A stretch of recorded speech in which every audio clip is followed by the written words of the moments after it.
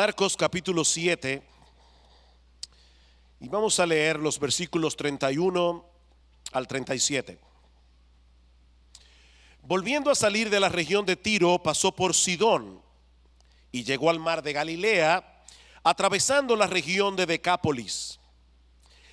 Y le trajeron a uno que era sordo y que hablaba con dificultad, y le rogaron que pusiera la mano sobre él.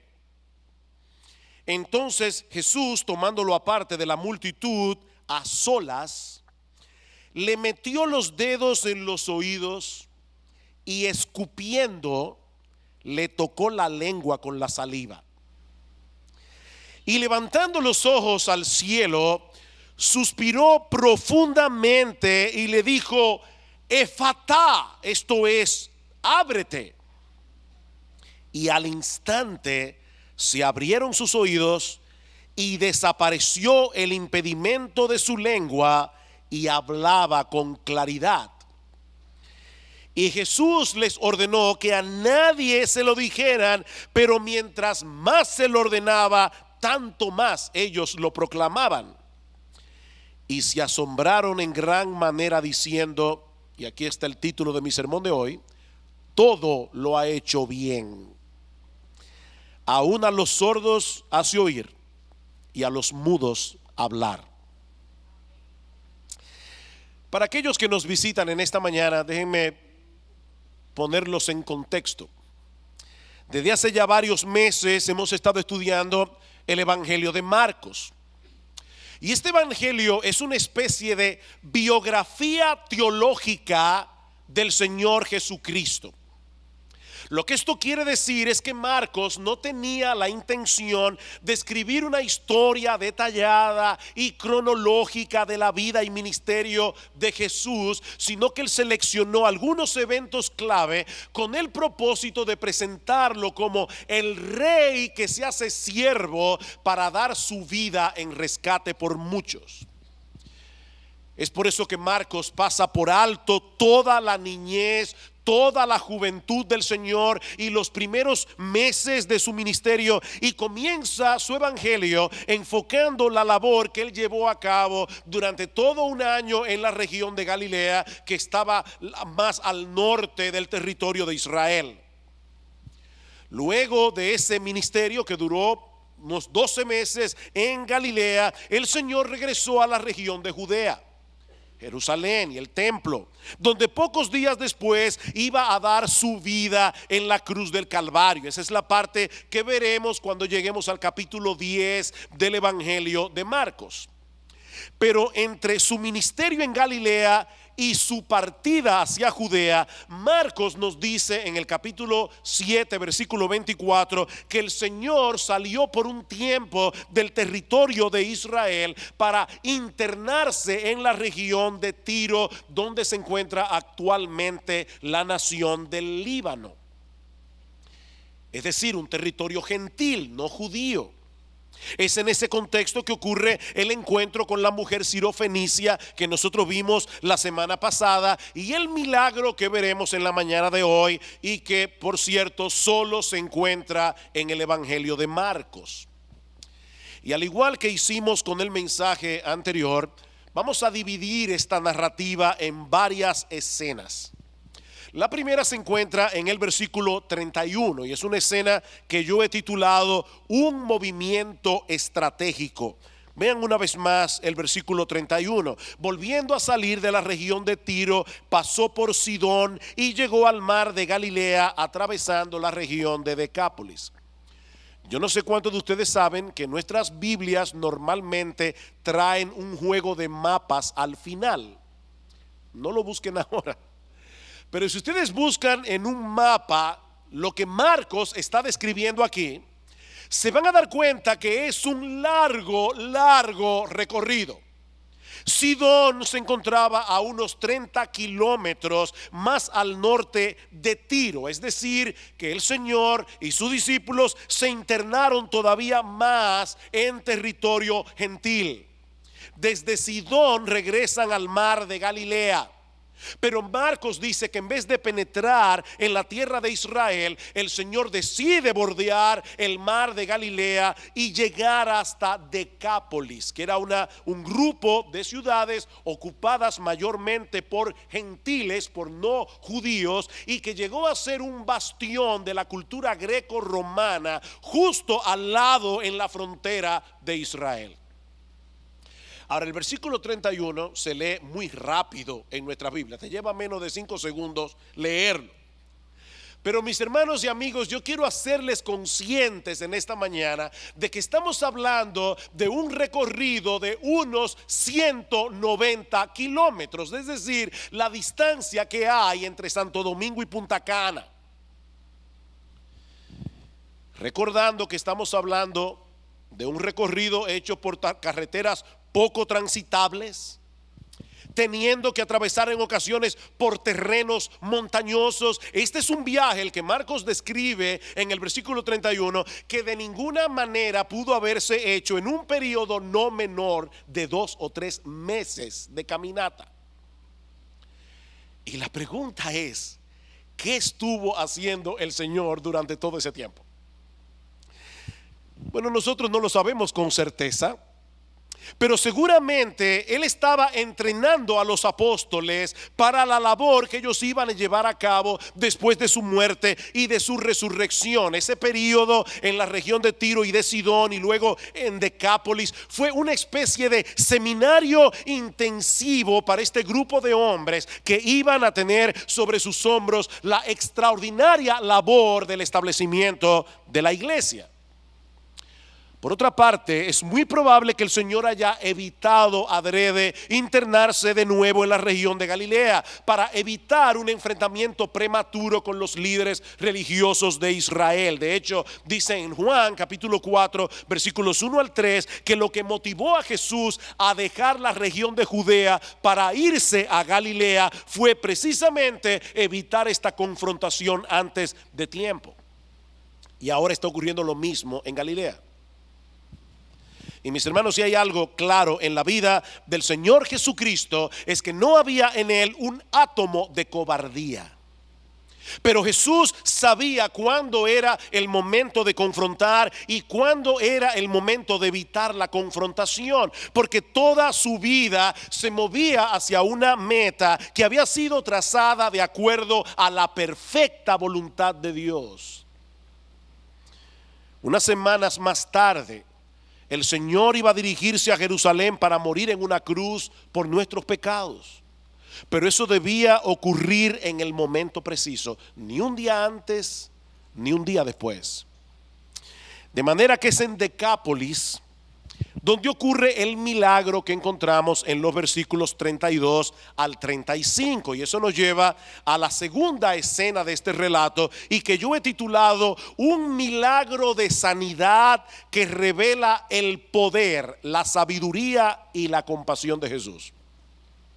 Un milagro de sanidad que revela el poder, la sabiduría y la compasión de Jesús. Como yo decía hace un momento, este es un milagro exclusivo del Evangelio de Marcos. En el pasaje paralelo del Evangelio de Mateo dice que en esta ocasión grandes multitudes vinieron a él, trayendo consigo cojos, lisiados, ciegos, mudos y muchos otros enfermos, y los pusieron a sus pies y él los sanó. Pero por alguna razón Marcos quiso destacar únicamente este milagro en particular. Dice en el versículo 32 que unas personas trajeron delante de Jesús a uno que era sordo y que hablaba con dificultad. El texto no señala cuál era la relación de estos individuos con la persona enferma, ni por qué tuvieron que llevarlo hasta Jesús. Pero ellos hicieron con este hombre enfermo exactamente lo que ellos debían hacer. Y mis hermanos, yo creo que hay una lección aquí, indirectamente. No hay nada más importante que nosotros podamos hacer por las personas que amamos que llevarlos al Señor Jesucristo. Nosotros no tenemos nada más precioso, nosotros no tenemos nada más valioso que dar a las personas que nosotros amamos, llevarlos a Jesús. ¿Y cómo hacemos eso en el día de hoy? Porque Jesús no está físicamente entre nosotros a través de la exposición del Evangelio. Porque es a través del Evangelio que las personas pueden llegar a conocer a Jesús. Es allí donde Él se revela, dice Pablo en 2 Corintios capítulo 4 versículo 4. Así que si tú quieres llevar a las personas a Jesús, procura de alguna manera que se expongan al Evangelio. Este hombre era sordo, dice el texto. Y probablemente por esa misma razón hablaba con dificultad. Y la palabra que Marcos usa aquí es bien extraña. De hecho, esta palabra solo aparece 2 veces en toda la Biblia. En este pasaje de Marcos y en la versión griega de Isaías 35, que veremos en un momento. Y van a ver por qué es importante esta conexión. Porque muchos comentaristas entienden que Marcos usó esta palabra tan extraña por una razón en particular. Pero antes, mis hermanos, yo quiero que ustedes noten de nuevo lo que Jesús hace con este hombre. Primero se lo lleva aparte, dice en el versículo 33. Lejos de la multitud, para poder tratar con él en una forma más íntima, para poder tratar con este hombre en una forma más personal y probablemente para evitar que este individuo fuera expuesto ante la multitud como una especie de espectáculo. Jesús quiere que este hombre sepa que a él le importa, que él no es una cara más entre cientos de caras. Mis hermanos, este hombre estaba acostumbrado a ser marginado. Los judíos veían a los sordos como personas que estaban bajo la maldición de Dios, y entre los gentiles no era mejor. Eran personas burladas, eran personas maltratadas, eran personas marginadas. Pero el Señor le da importancia. El Señor se lo lleva aparte y le dirige a este hombre toda su atención. Y cuando ya están solos, Jesús hace algo bien extraño. Introduce sus dedos en los oídos de este hombre, luego escupe, toca su lengua y levanta los ojos al cielo. Y uno se pregunta, ¿qué es lo que el Señor está haciendo aquí? Miren, mis hermanos, en el Evangelio de Marcos hemos visto una y otra vez a Jesús llevando a cabo milagros extraordinarios sin muchos aspavientos.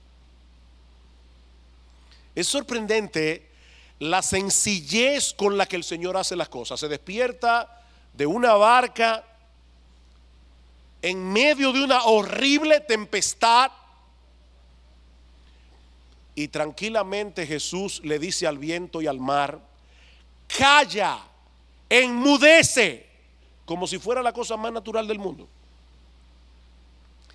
Y en un segundo el viento se calma y la agitación del mar desaparece por completo. Jesús no necesita ningún conjuro al estilo Harry Potter. Él no necesita hacer algo raro con las manos para que las cosas ocurran. Él simplemente dice: sánate, y se acabó. Pero con este hombre sordo, su modo de operar es completamente distinto. Y la pregunta es: ¿por qué?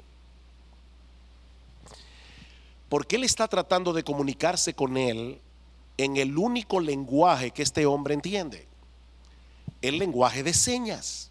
Eso es lo que nuestros hermanos hacen aquí cada domingo. Y mis hermanos, es increíblemente enternecedor ver cómo Jesús está tratando de introducirse en el mundo de este hombre, en ese mundo de silencio, para poder explicarle lo que él está a punto de hacer. Primero introduce sus dedos en sus oídos y luego los retira, probablemente para hacerle saber que él está a punto de quitar el bloqueo que le impide escuchar. Luego escupe y toca su lengua para decirle que él también va a quitar el bloqueo que le impide hablar con claridad. Finalmente Jesús mira hacia el cielo para hacerle saber a este hombre que el poder para sanarlo solo puede provenir de parte de Dios. Impresionante. En otras palabras, mis hermanos, Jesús no se está limitando a sanarlo. Jesús está mostrándole su compasión a un nivel mucho más profundo y al mismo tiempo le está dando la información que él necesita para que pueda depositar su fe en Dios.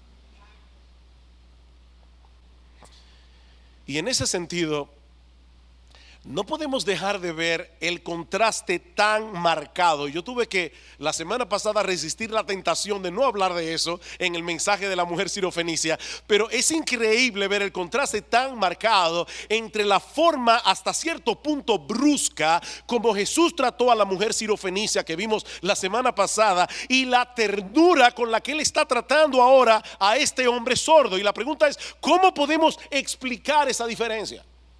Esta mujer llega y le dice: mi hija está gravemente atormentada por un demonio, y Jesús ni caso le hace. Y los discípulos le dicen: por favor, Señor, hazle caso. Y él dice: no, no está bien quitar el pan de los hijos y dárselo a los perrillos.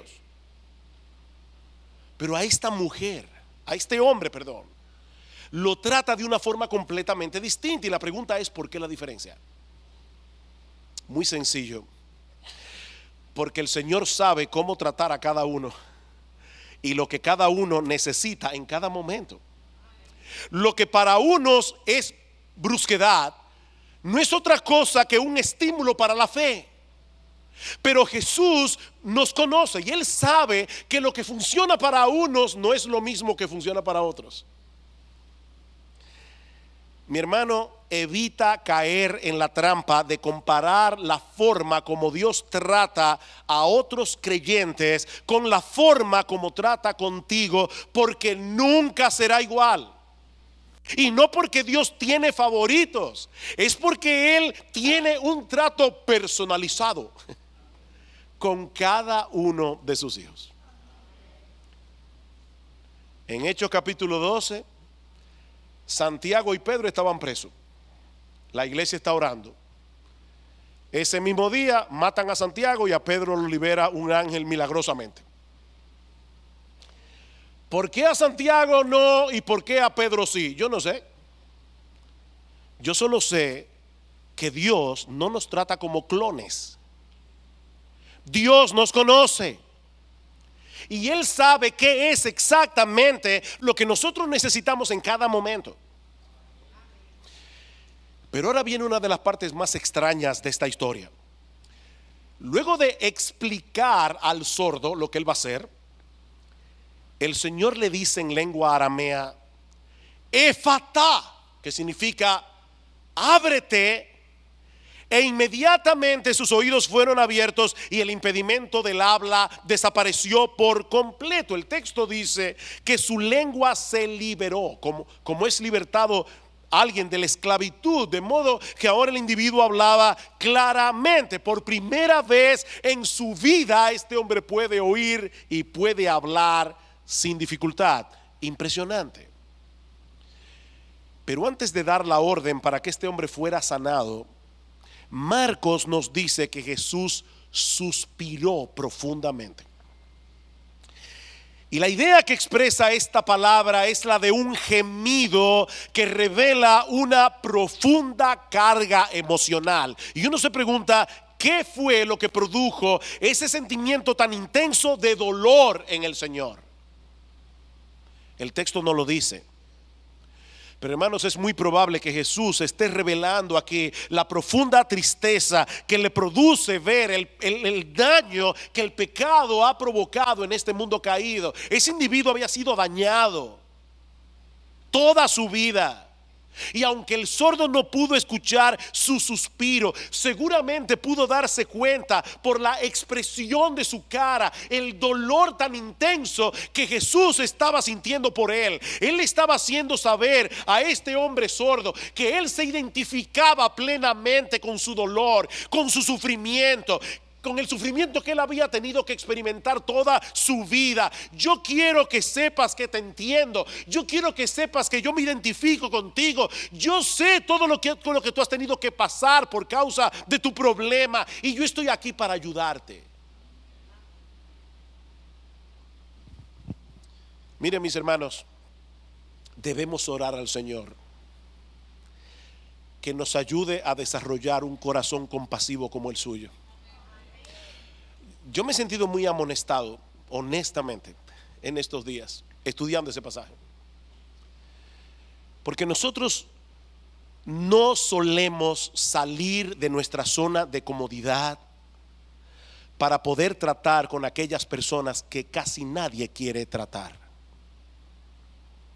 Y de paso, debemos dar muchas gracias al Señor por los hermanos de nuestra iglesia que han decidido aprender el lenguaje de señas. Hermanos que trabajan arduamente con aquellos que tienen dificultad para oír, para ver. Damos gracias al Señor por estos hermanos, por la compasión que han mostrado para que otros que están alrededor nuestro puedan escuchar el evangelio. ¿Sabían ustedes que en América Latina, solamente en América Latina, hay unos 15 millones de sordos que necesitan el evangelio, que necesitan oír las buenas nuevas de salvación? Mis hermanos, Jesús no vino al mundo como un sanador profesional. Jesús vino al mundo como un salvador.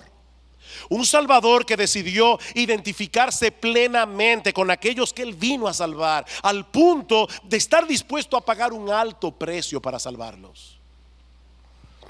Y es aquí precisamente donde entra en juego el texto de Isaías 35 que yo mencioné hace un momento, y que emplea esa misma palabra extraña que usa Marcos aquí para señalar el gran problema que este hombre tenía para poder hablar con claridad. En el capítulo anterior, Isaías 34, el profeta Isaías está anunciando los juicios terribles que vendrían sobre Israel y todas las naciones a su alrededor por causa de sus pecados. Es un capítulo aterrador. Pero entonces llegamos al capítulo 35 y el contraste es impresionante. Isaías comienza diciendo: se alegrarán el desierto y la soledad. Dios había dicho en el capítulo 34: yo voy a convertir a Israel en una morada de chacales. Yo voy a convertir a Israel en un desierto. Y ahora está diciendo en el capítulo 35: yo voy a revertir esa maldición.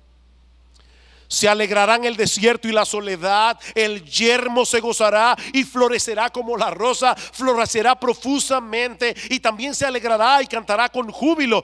La gloria del Líbano le será dada, la hermosura del Carmelo y de Sarón. Ellos verán la gloria de Jehová, la hermosura del Dios nuestro. Mis hermanos, ¿dónde estaba Jesús unas semanas antes? En el territorio que hoy se conoce como el Líbano. Pero escuchen,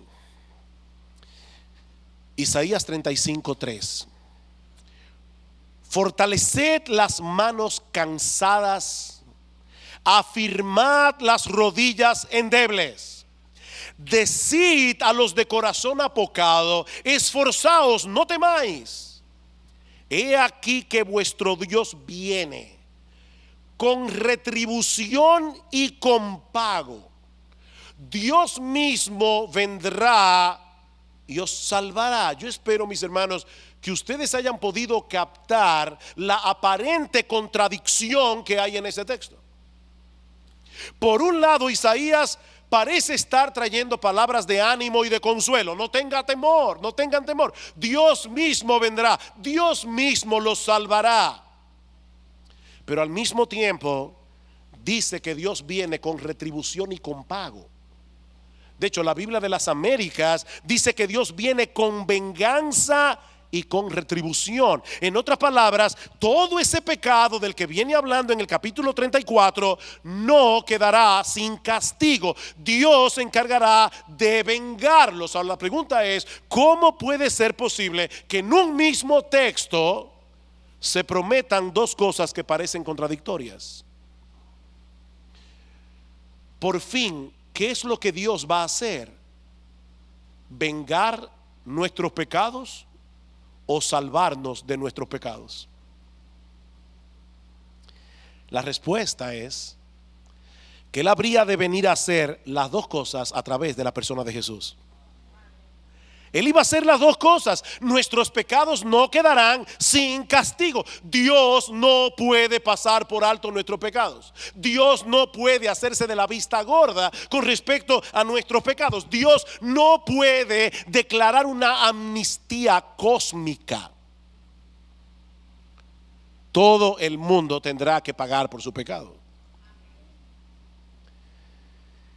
Pero en el caso de los creyentes, Jesús fue castigado en nuestro lugar. En otras palabras, Él asumiría la retribución que nuestros pecados merecen. Pero ahora escuchen lo que sigue diciendo Isaías en el versículo 5, conectando una cosa con la otra. Entonces los ojos de los ciegos serán abiertos y los oídos de los sordos se abrirán. Entonces el cojo saltará como un ciervo y cantará la lengua del mudo. Y la palabra griega que aparece en la Septuaginta, que es una versión griega del Antiguo Testamento, es exactamente esa misma palabra inusual que aparece en el Evangelio de Marcos. De manera, mis hermanos, que esta historia de la sanación del sordo señala a Jesús como el Salvador que fue prometido en Isaías 35 y que viene a salvar a su pueblo de sus pecados, asumiendo nuestra culpa en la cruz del Calvario. Mis hermanos, este milagro de sanidad es en cierto modo una representación de la obra redentora de Cristo. Él vino a abrir nuestros oídos que antes estaban cerrados al Evangelio. Él vino a soltar nuestras lenguas para que podamos alabar a nuestro Dios, para que podamos proclamar a otros el mensaje de salvación. Este hombre no tuvo que someterse a ningún tipo de terapia para aprender a hablar. Años sin hablar, hablando con dificultad. Cristo le suelta la lengua y él comienza a hablar claramente. El milagro de Jesús fue instantáneo, el milagro de Jesús fue completo. Las palabras que salieron de los labios de Jesús fueron suficientes para que el sordo pudiera oír y para que este hombre pudiera hablar. Pero ahora viene una parte completamente inesperada en esta historia. Una escena que yo he titulado una extraña y sorprendente petición. Versículo 36. Y Jesús les ordenó que a nadie se lo dijeran.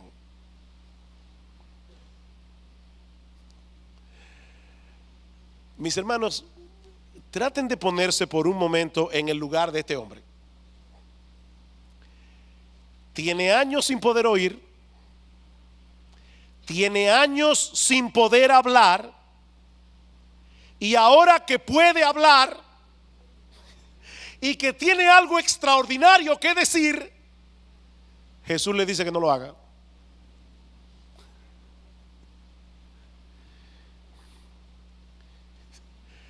De verdad, hermanos, esto es raro.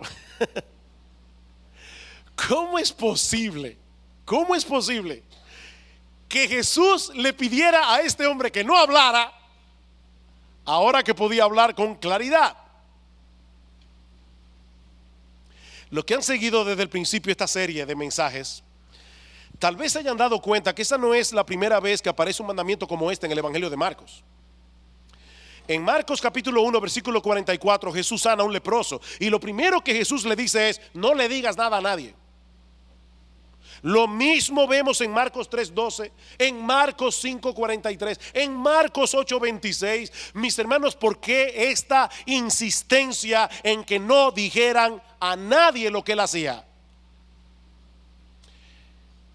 Porque si lo hacían, la historia que iban a contar acerca de Jesús era una historia incompleta.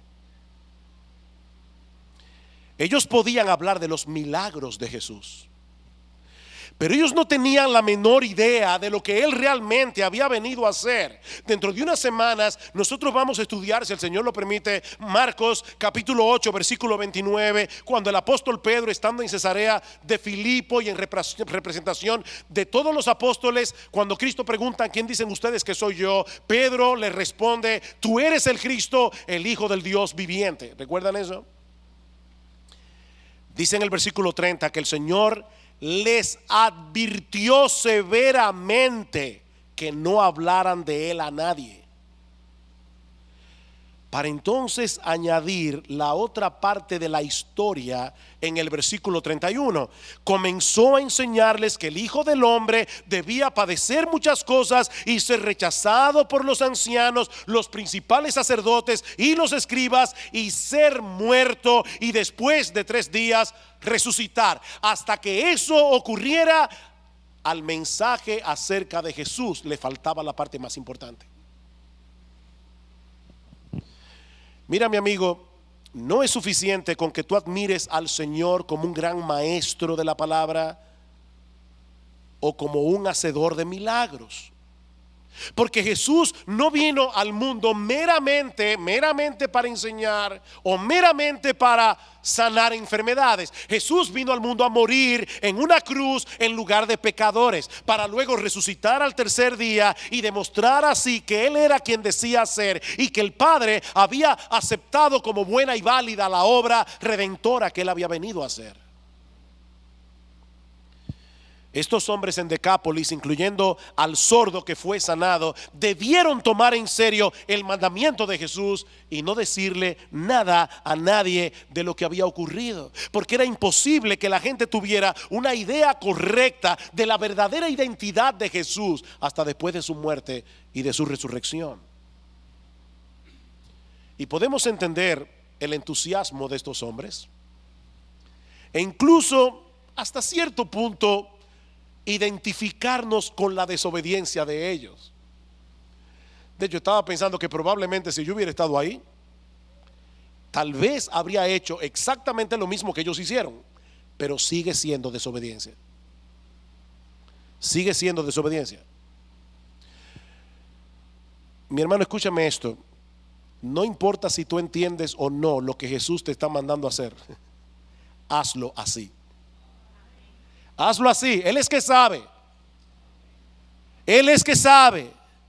Ese no era el momento para publicar lo que Él había hecho. No vayan por ahí diciendo que yo soy un sanador de enfermedades, porque esa no es toda la historia. Ellos no tenían el evangelio completo que nosotros sí tenemos. El evangelio completo que ahora debemos proclamar a todo el mundo en todo lugar. Mis hermanos, no olviden que así como el Señor prohibió a estos hombres que hablaran a otros acerca de Él, a nosotros nos manda todo lo contrario. A nosotros nos ordena que vayamos a ser discípulos en todas las naciones, bautizándolos en el nombre del Padre y del Hijo y del Espíritu Santo, y enseñándoles a guardar todas las cosas que Él nos ha mandado. Ellos no debían hablar, nosotros sí tenemos que hablar. Nosotros tenemos el mensaje completo del evangelio, y ese mensaje debe ser proclamado para que los pecadores puedan llegar a conocer a Jesús. Pablo dice en 1 Corintios capítulo 1 versículo 21: agradó a Dios salvar a los creyentes por la locura de la predicación. Nadie podrá ser salvo a menos que escuche el mensaje del evangelio, y nadie escuchará a menos que alguien le predique. Ese es el deber y el privilegio que tú y yo tenemos de parte del Señor. Pero hay una escena más en este pasaje que veremos mucho más brevemente, pero que es el corazón de este mensaje. Una escena que yo he titulado una alabanza apropiada para un Salvador extraordinario. Una alabanza apropiada para un Salvador extraordinario. ¿Por qué estos hombres no pudieron quedarse callados? Versículo 37. y se asombraron en gran manera, diciendo: todo lo ha hecho bien. Aún a los sordos hace oír y a los mudos hablar. Y otra vez, a Marcos parece que le gustaba usar palabras domingueras, porque Marcos está usando una palabra que no aparece en ninguna otra parte del Nuevo Testamento.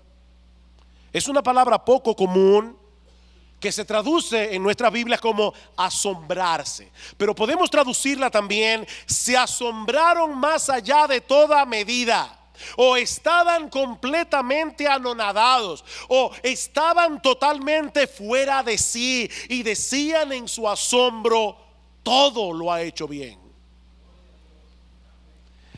Nosotros no sabemos cuál era la condición espiritual de estas personas en Decápolis, pero independientemente de si ellos eran verdaderos creyentes o no, lo que ellos estaban diciendo era verdad. Jesús es un Salvador lleno de compasión, lleno de poder, lleno de sabiduría, que todo lo hace bien.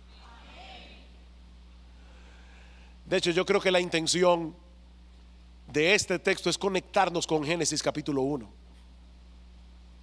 Nosotros vemos allí a Dios creando todas las cosas. Dice: Dios hizo esto, Dios hizo aquello, Dios hizo esto otro, y constantemente pone ese sello de aprobación. Y he aquí que era bueno, y he aquí que era bueno, y he aquí que era bueno en gran manera. Pero mis hermanos, ¿quién es el creador del universo? ¿Quién es el creador de las galaxias? ¿Quién es aquel que ha hecho todas las cosas que nuestros ojos ven? En el principio era el Verbo, y el Verbo era con Dios, y el Verbo era Dios. Todas las cosas por Él fueron hechas, y sin Él nada de lo que ha sido hecho fue hecho. Jesús lo hizo todo bien al principio. Jesús lo ha seguido haciendo bien durante toda su existencia. Él todo lo hace bien. Y mis hermanos, esto es algo que nuestras almas necesitan escuchar una y otra vez, sobre todo cuando estamos en medio de situaciones que no parecen tener ninguna explicación. Señor, yo no entiendo qué es lo que tú estás haciendo en mi vida, pero hay algo que yo sé con toda certeza, y es que todo lo que tú haces, lo haces bien. Cuando Jesús calmaba el mar en tempestad, el mar se ponía como un espejo. Cuando Jesús sanaba a los enfermos, quedaban completamente sanos, sin ninguna secuela de la enfermedad.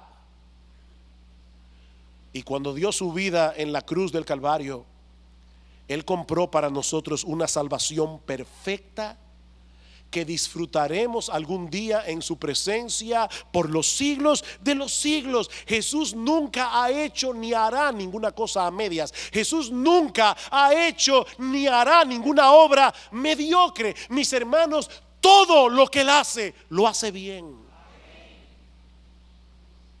incluyendo el gobierno providencial de nuestras vidas. Eso no depende de lo que nosotros seamos capaces de entender. Eso depende de su sabiduría, de su poder y de su compasión. A mediados del año 2000, uno de los más grandes predicadores del siglo XX, James Montgomery Boyce, fue diagnosticado con un cáncer terminal. Un hombre que ha sido usado y sigue siendo usado por Dios a través de sus libros en una forma extraordinaria. 6 semanas después del diagnóstico murió. Fue rapidísimo. El doctor R.C. Sproul, que era su amigo, cuenta que la noticia de su enfermedad fue muy dura de aceptar para las personas que eran cercanas a Boyce.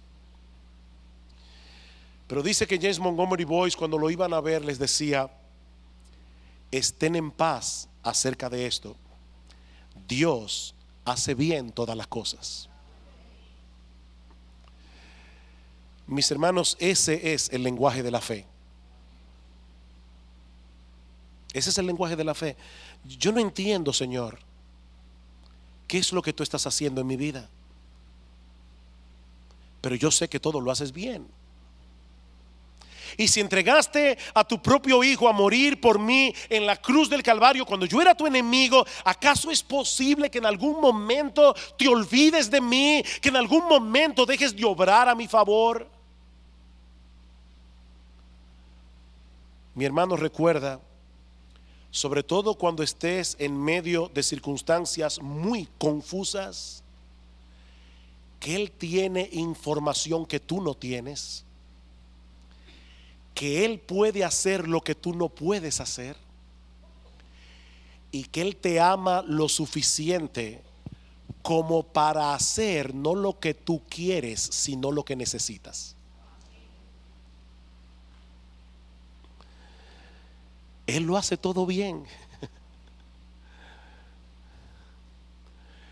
Esta semana, mientras preparaba este mensaje, fue una semana bien difícil. Fue una semana muy dura por muchas razones. Y qué bueno fue decirle a mi alma continuamente: recuerda que Jesús todo lo hace bien. Él todo lo ha hecho bien. Y mi amigo, si tú estás aquí sin Cristo en esta mañana y por años has mantenido tus oídos cerrados al mensaje del Evangelio, yo tengo una buena noticia para ti. La Biblia dice que el Señor Jesucristo es el mismo ayer y hoy y por los siglos. Así que si Él pudo abrir los oídos de este hombre para que pueda escuchar, si Él pudo desatar su lengua para que pueda bendecir a Dios, mi amigo, en esta mañana, en este mismo instante, Él puede abrir tus oídos y puede llenar tu boca de alabanza. Pero tienes que pedírselo a Él. Tienes que pedírselo a Él.